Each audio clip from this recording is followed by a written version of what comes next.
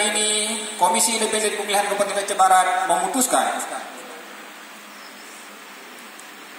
keputusan Komisi Independen Pemilihan Kabupaten Aceh Barat nomor 33 tahun 2017 tentang penetapan pasangan calon bupati dan wakil bupati terpilih dalam pemilihan bupati dan wakil bupati Aceh Barat tahun 2017.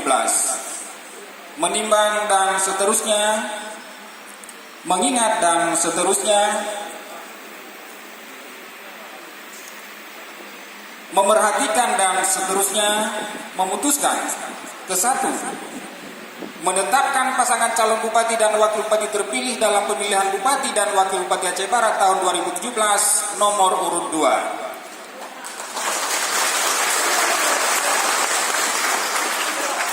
Yaitu Saudara Haji Ramli MS dan Saudara Dr. Andes Haji Banta Putih Syam SHMM dengan perolehan suara sebanyak 52.538 suara atau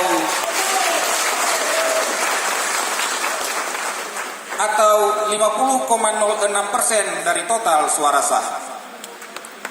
Kedua, pasangan calon bupati dan wakil bupati Aceh Barat sebagaimana dimaksud dalam pintu ke-1 ditetapkan sebagai bupati dan wakil bupati Aceh Barat terpilih untuk periode 2017 sampai dengan 2022.